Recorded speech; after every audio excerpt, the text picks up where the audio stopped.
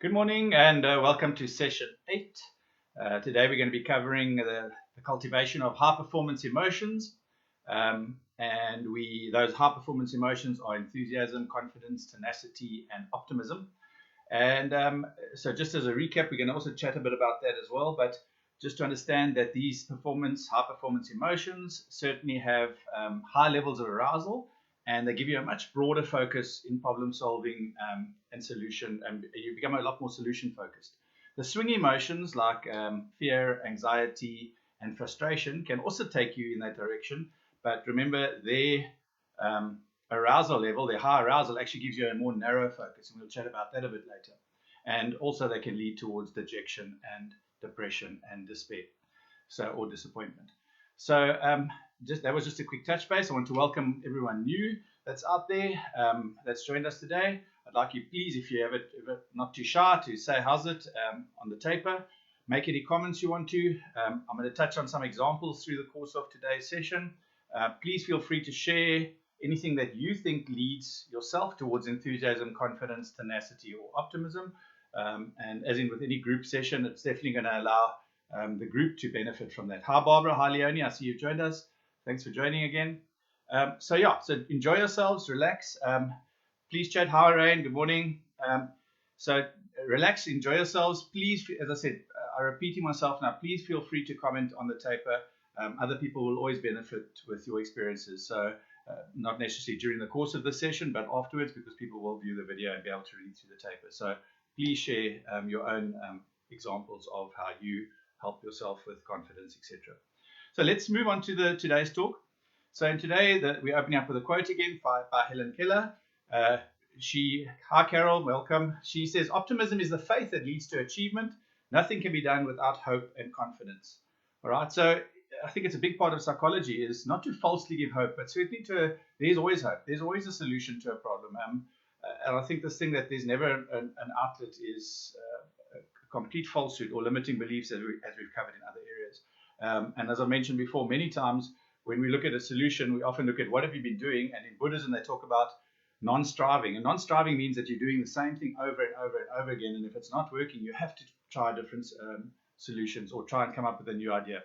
The problem with the new idea, and we've covered this in a previous session, is that the same person that's creating the problem, it's very difficult to come up with a solution with that same mind that is struggling with the solution, which is why you need to bring in a third party. Okay, so let's move on to the first slide.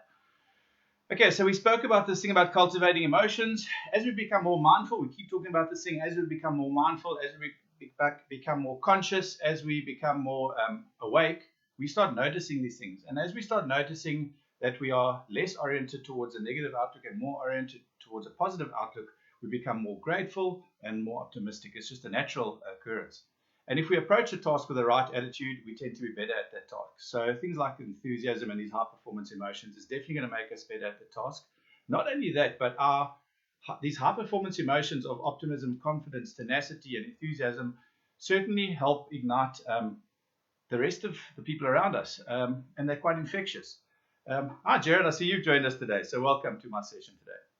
And I think just on this idea of how our emotions can affect others, there's a very well-known story about a lady sitting at a bus stop. And I'm just going to share this briefly with you. A nice short story on emotions.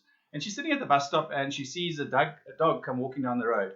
And this dog looks kind of happy and chilled and goes into an open door across the road, across the street from her. And next minute, all hell breaks loose. This dog is barking furiously inside. She thinks, what can be going on in that room that's made this dog so angry? It comes out, it's snarling, its hair standing up, and its tail is straight in the air. And she thinks, wow, there must have been something pretty antagonistic or aggressive inside there that made this dog freak out. But she can't go because she checks her watch and the bus should be coming. Next minute, another dog comes past, and this dog also goes into that same room. And she hears no commotion, nothing happens, and the dog comes out and it's wagging its tail and it's quite chilled. And she can't understand. She said, well, that's impossible because both these dogs went into the same room. One came out all aggressive and the other one came out quite calm. So she thinks, well, I have got a couple of minutes. Let me go run into that room. So she runs across the road and walks into this room. And inside this room is filled with mirrors. So what happened was the angry dog went in there and saw a whole lot of angry dogs about to attack it and freaked out and started getting all aggressive to fight all these angry dogs that were looking back at it.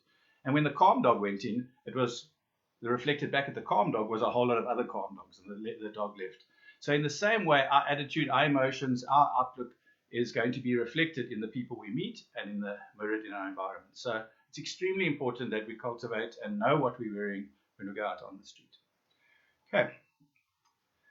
So we've touched on this. It's a slightly different take on the diamond shape that we used, but it's a quick way of trying to explain mind-body connection, or certainly the emotion, cognition, behavior triangle.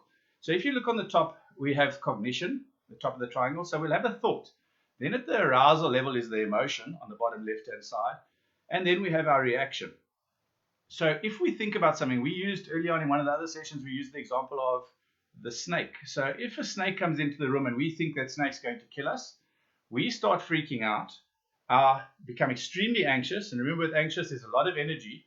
So that energy is going to either let us run away, which is our reaction, or we're going to kill the snake. But with anxiety and with fear, we have a narrow focus. So we only have two options, maybe three. We could faint, okay? But we're either going to kill the snake or run away. Whereas if we were calmer and more confident and more optimistic around our understanding of snakes, we might have a whole lot of different reactions and a much broader focus. So this is the idea behind thoughts, behavior, and thoughts, emotions, and behavior. And don't forget, there's the other aspect, which is the physiology, which is our body. So our hearts will start racing, we'll start shaking, depending on how we're thinking about a situation. So everything is connected. And the easiest way for psychologists or coaches to work is to look at your thoughts and to change your thinking and to change your behavior. And this will change your arousal level or your emotional level, which is a response to how you're feeling. So let's look at our first of the four types of high performance emotions, enthusiasm. So we all know about enthusiasm. We all know about halftime speeches by coaches. We all know about wartime speeches by people like Churchill and Eisenhower. And these are all extremely powerful speeches that do. But there are many ways that we can cultivate enthusiasm. And if you've been following the courses that I've been running, just meditation and being more mindful and keeping a gratitude journal, this is already a start in leading you towards cultivating enthusiasm. And also just celebrating every success.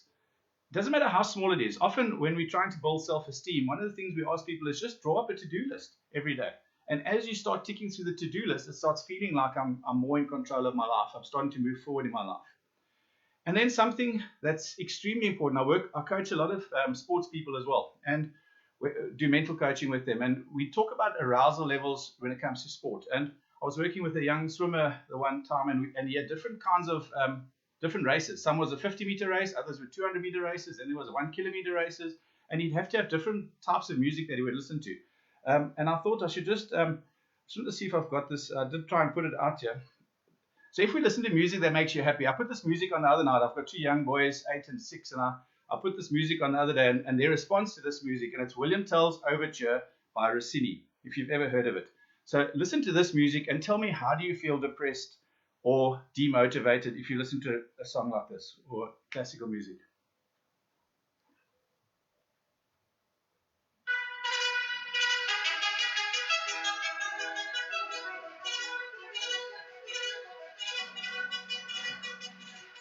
Both my boys were jumping up like they were riding horses and doing a horse race.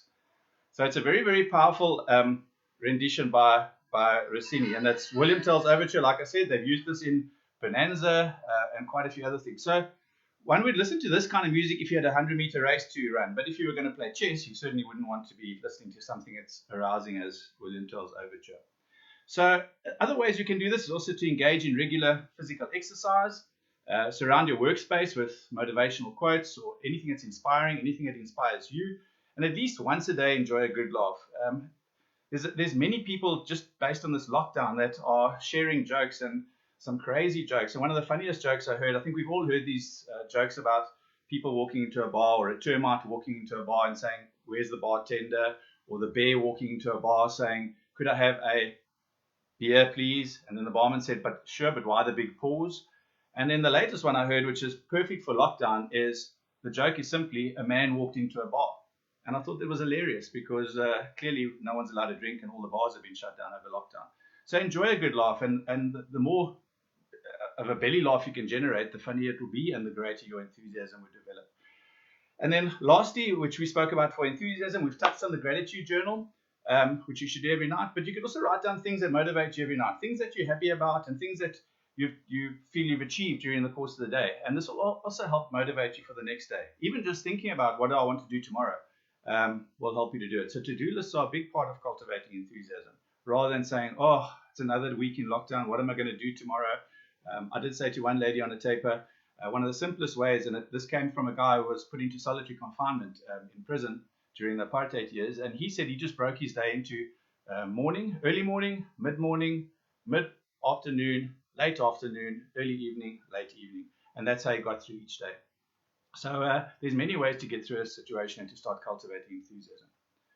Then cultivating confidence. It's extremely important to have confidence, and this takes quite a while to do this. And sometimes we've got to be very careful that we don't become overconfident, because this can make us arrogant. And of course, too little confidence, and we're going to have a lot of self-doubt, and this is going to stifle our creativity. So one of the most important things is to trust yourself. And I often say to people, never try and do something, because trying is not doing. So you either have to do or don't do. In golf, they've got a famous saying that, if you don't putt past the hole, you're never even giving yourself an opportunity to sink the ball. So don't leave the ball short. Putt hard enough that the ball can at least go in the hole. So don't try. You have to trust yourself. And don't be scared of failing. I think many people don't do something because they're scared of failing, which is, I think there's a line as well when it comes to sporting events, that you will never come last in a sporting event, because the person who came last in the race is the person who never entered the race, the person who's sitting on the couch. And then, of course, leave your comfort zone. Extremely important to leave your comfort zone.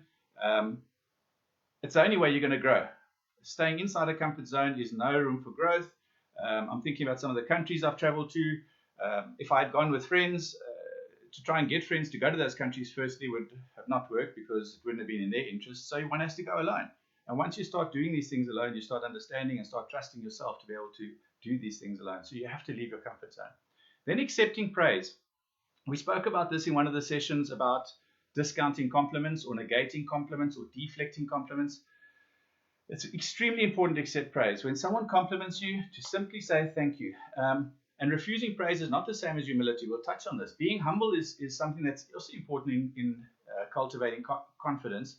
But being humble, it means that we honestly recognize our failings. We recognize that we are not perfect specimens. We recognize that we have a long way to go to get to where we'd like to be. And I think this is what's important. So leaving your comfort zone, trusting yourself, being humble, and certainly making sure that you can accept praise is extremely important in building your confidence and your self-esteem. Then I love this word tenacity. Tenacity is phenomenal, because tenacity keeps us going. It's like biting onto something and not letting go. And being tenacious, there are two other words that we use in psychology, certainly in positive psychology. And I think human beings have these traits inherent in us. And this is hardiness and resilience. Hardiness is the ability to withstand anything, and resilience is this ability to bounce back. And you'll see, as much as we're all caught up in this lockdown, this global lockdown, once we're out of this, humanity is going to bounce back. Because we are hardy and we are resilient. And the more we go through these kind of crises, even though this is the first time such a crisis, I think, for everyone, we will gain through it. So it's extremely important to begin with the end in mind when we're looking at setting a goal and knowing where we want to go to. So begin with the end in mind. What do I want to achieve? Where am I going? And why am I going to do it? Then break this down into smaller steps. We call it graded task assignment in psychology. But in 2011 and 2012, I did Comrades. I was fortunate enough to be able to do Comrades and complete them.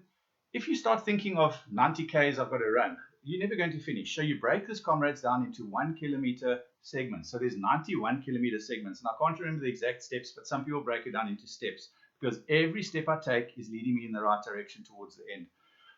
Another way of thinking about these big goals or these big problems that some people see is, if you've ever seen a sardine shoal from the top, it looks like an oil slick from above. It looks just like one big black oil slick. But as you get closer, you notice they're just a whole lot of tiny sardines. And as you pick away at each of these sardines, so the shoal gets smaller. So it's important to break your task down. Then when you're setting goals, make sure you tell as many people as possible. I used to smoke in my late teens and early 20s. The day I decided to stop smoking, I told as many people as possible that I had stopped smoking. They didn't believe me. They said, "Oh, you're trying to stop?" I said, "No, I'm now a non-smoker." Yesterday we shared that this became my new affirmation. I'm a non-smoker. But yeah, tell as many people as possible, because this helps to keep you on track. and put you on a hook that you would be scared to pull back from. Then identify people who've achieved some stuff that you'd like to achieve. Start hanging with high-performance people. Start talking to high-performance people. Start talking to successful people if you want to develop this kind of attitude, rather than hanging with someone that keeps telling you you can't do it, you will never be able to do it, you don't have what it takes. That person's going to keep bringing you down if you hang with that kind of a person. So it's extremely important to hang with other people that have the skill of tenacity. Okay. Then develop a timeline. Many people set goals and they say, oh, I want to lose weight. So if you've ever, we're not doing a talk, maybe I'll do another talk on SMART goals at some point, but it's so extremely important to have time boundaries in your goal setting. So you have to set a goal and it must be realistic. So make sure that you put a time boundary on that.